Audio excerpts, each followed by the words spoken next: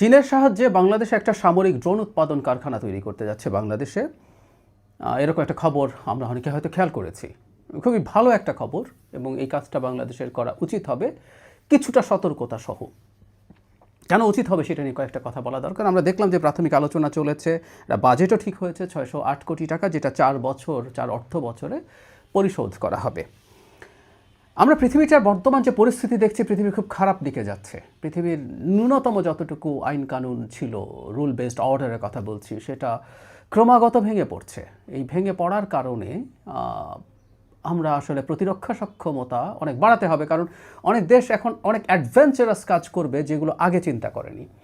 এটা কেউ কেউ মাদুরোকে তুলে আনা নিয়ে বলছেন, আমি এটা একেবারেই সঠিক মনে করি না। এই ঘটনা ঘটেছে আসলে 22 সালে, যখন পুতিন ইউক্রেন আগ্রাসন শুরু করেন এবং ইউক্রেনের 20% ভূমি নিজ দেশে অ্যানেক্স করে নেন। ইউক্রেনের 20% মানে প্রায় বাংলাদেশের সমান। ইউক্রেন বাংলাদেশের 5 গুণের মতো বড়, কাছাকাছি। সুতরাং এত বড় একটা ভূমি সে দখল করে নিজের নামে অ্যানেক্স করে নিয়েছে। এর আগে 14 সালে ক্রাইমিয়া করেছিল, এটা একটা ছোট জায়গা, কিন্তু এই পুরো জায়গাটাকে করে ফেলা হয়েছে। ফলে ন্যূনতম যে রেড লাইনটা ছিল, মানে পরাশক্তিগুলো রুল বেসড অর্ডারের কথা বললেও তারা যেটা খুব একটা মানে টানে না, এটা আমরা জানি, পরাশক্তিগুলো এগুলো ভাঙে।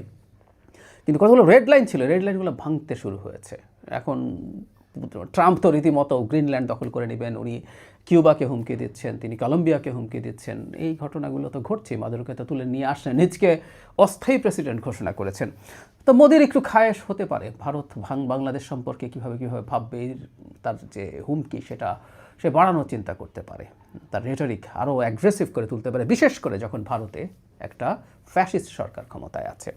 আমাদের প্রতিরক্ষা সক্ষমতা বাড়াতে হবে। এখন সমস্যাটা যে জায়গায়, সেটা হচ্ছে আগে পৃথিবীতে যেভাবে কনভেনশনাল ওয়ারফেয়ার চলতো, সনাতন যে যুদ্ধ, মানে পারমাণবিক অস্ত্রের বাইরে যে যুদ্ধ চলতো, তাতে একটা দুর্বল দেশের জন্য খুবই টাফ ছিল কোনো শক্তিশালী দেশের বিরুদ্ধে ফাইট করা, কারণ এগুলোকে যুদ্ধের ভাষায় অ্যাসিমেট্রিক ওয়ার বলে। মানে তার এত বেশি সক্ষমতা আছে, তার কাছাকাছি বা শেয়ানে কিছু করা আমাদের জন্য খুবই কঠিন হয়ে পড়তো। এটা সত্যি। কিন্তু রাশিয়া ইউক্রেন যুদ্ধ একটা নতুন বাস্তবতা আমাদের সামনে এনে হাজির করেছে। আমরা দেখলাম যে বিরাট মিলিটারি পাওয়ার রাশিয়া ইউক্রেনের কাছে বেশ কিছু জিনিস দিয়ে তারা নাস্তানাবুদ হয়েছে। আমরা রাশিয়ার ট্যাঙ্ক যখন সমানে ঢুকছে, তখন আমেরিকা সাপ্লাই করা জ্যাভলিন যে ম্যানপ্যাড আছে, মানে ব্যক্তি যে মিসাইল ক্যারি করতে পারেন, সেটা দিয়ে খুব ইজিলি ট্যাঙ্ক ধ্বংস করে দেওয়া যাচ্ছে। স্টিঙ্গার মিসাইল দিয়ে হেলিকপ্টার ধ্বংস করা হচ্ছে দেখেছি। কিন্তু এর চাইতেও বড় ব্যাপার, যেটা সবচেয়ে বেশি আমাদের চোখের সামনে এসছে, সেটা হচ্ছে ড্রোনের ব্যবহার। শুধু মিলিটারি ড্রোন না, মানে ইউক্রেনে আমরা এভাবে দেখেছি যে তারা কমার্শিয়াল ড্রোনকেও মডিফাই করে সেটার সাথে একটা বোমা দিয়ে ফেলে চলে এসছে। এই ঘটনাও প্রচুর ঘটেছে। এটা এক অসাধারণ ফাইন্ডিং অ্যাসিমেট্রিক যুদ্ধের জন্য। বাংলাদেশ একটা দুর্বল দেশ ভারতের তুলনায়। মানে আমরা যদি প্রচুর সক্ষমতা অর্জনও করতে চাই, আমাদের জিডিপি যে পার্সেন্টেজের মিলিটারিতে ব্যয় করতে হবে, আমরা পেরে উঠবো না কখনো। সেই কারণেই আমাদেরকে এই অ্যাসিমেট্রিক ওয়ারের জন্য ড্রোন অসাধারণ ব্যাপার।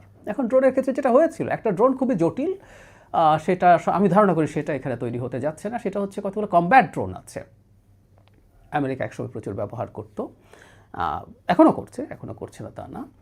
তো সেই ড্রোনগুলো একেবারে আনম্যান্ড, ঠিক আছে, কিন্তু সে আসলে আরেকটা ড্রোন আছে, সেটা ক্যামিকাজে ড্রোন বলে, আমি সেই জায়গায় আসছি, যে আর ফিরে আসে না। কিন্তু এগুলো একদম ফাইটারের মতো, তারা যাবে, তারা চাইলে সেখান থেকে আক্রমণ করবে, আবার ফেরত আসবে। আমরা একই রকম একটা ড্রোন সম্ভবত আমরা কিনেছি, সেটা হচ্ছে টার্কির বাইরাক্তার আছে, সেটা আমরা কিনেছি। আমেরিকার রিপার ছিল, এগুলো বা আছে, ছিল তো না, আছে প্রিডেটার, রিপার, এগুলো হচ্ছে তারা যুদ্ধ বিমানের মতো কাজ করে আবার সে ফেরত আসে। এগুলো জটিল, এগুলোর রেঞ্জ অনেক বেশি, এগুলো টাফ প্রযুক্তি। আমি ধারণা করি বাংলাদেশ সম্ভবত এটা করছে না, কিন্তু এটার চাইতেও বরং ইভেন ওগুলো আরও বেশি উপযোগী বলে এখন প্রমাণিত হয়েছে এই কমব্যাট ড্রোনগুলোর তুলনায়। সেগুলো হচ্ছে কমব্যাট ড্রোন, কিন্তু ক্যামিকাজে ড্রোন। ক্যামিকাজের টার্মটা এসছে আসলে যে দ্বিতীয় বিশ্বযুদ্ধের সময় থেকে।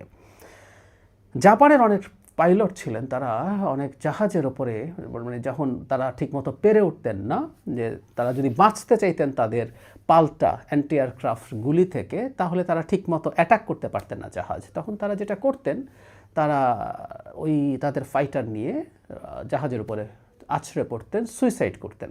এতে যেটা হতো, জাহাজের উপর যখন পড়ছেন, ওই ফাইটারের যত গোলা বারুদ আছে সবগুলো দিয়ে ওই জাহাজটা ধ্বংস করতে নিজের জীবন দিয়ে দিতেন। মানে আত্মহত্যা করছেন, এরকম একটা পাইলটকে দিয়ে চালিত প্লেন, ওখান থেকে এই কামিকাজে শব্দটা এসছে। এখন যেটা হচ্ছে তাহলে কতগুলো ড্রোন তৈরি হয়েছে যেগুলো নিজে উড়ে যাবে, নিজে টার্গেট দেখবে, তার ক্যামেরা আছে, এখান থেকে গিয়ে সে নিজে গিয়ে আছড়ে পড়বে টার্গেটের ওপরে এবং সে নিজে ধ্বংস হয়ে যাবে।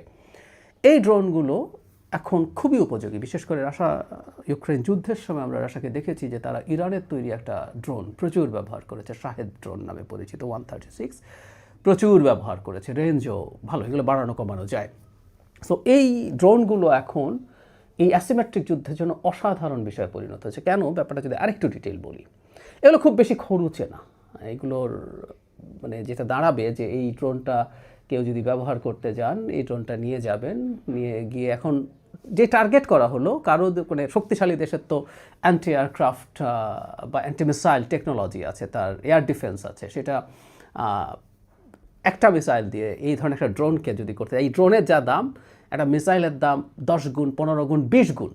কারণ একটা কথা সবসময় মনে রাখতে হয়, রেগুলার মিসাইলের চাইতে কিন্তু ওই ইন্টারসেপ্ট করা যে মিসাইলগুলো, রাশিয়ার S-400 আছে ভারতের কাছে, বা আমেরিকার যে সিস্টেমগুলো আছে, প্যাট্রিয়ট আছে, থার্ড আছে, এগুলো অনেক বেশি সফিস্টিকেটেড হতে হয়, কারণ ও আরেকটা মিসাইলকে ট্রেস করে পিন পয়েন্টে আঘাত করতে পারতে হয়।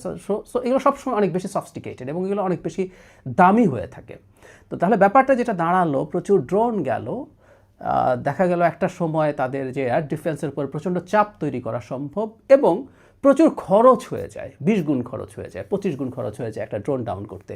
কিন্তু আবার ওই ড্রোনটা যদি তাদের কোনো হাই ভ্যালু টার্গেটের দিকে যেতে থাকে, ওই ড্রোনটা তাকে ইন্টারসেপ্টও করতে হয়।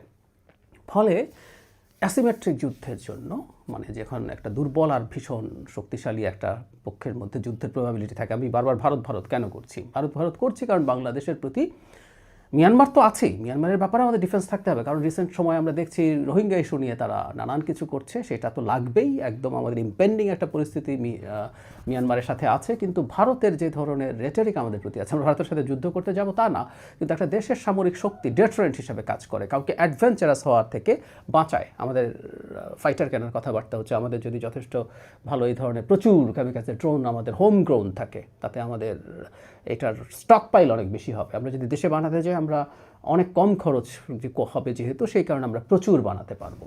এই বানানোটা ডেটারেন্ট। আমরা আবারও বলছি, ভারতের সাথে আমাদের যুদ্ধের কোনো প্রয়োজন নেই, কিন্তু ভারত যাতে বুঝতে পারে যে বাংলাদেশকে কোনো না কোনোভাবে রাশিয়া যেমন মনে করে কোনো একটা বাহানা করে দখল করে ফেলা যাবে, আক্রমণ করা যাবে, সামনের পৃথিবীতে এগুলো আসবে।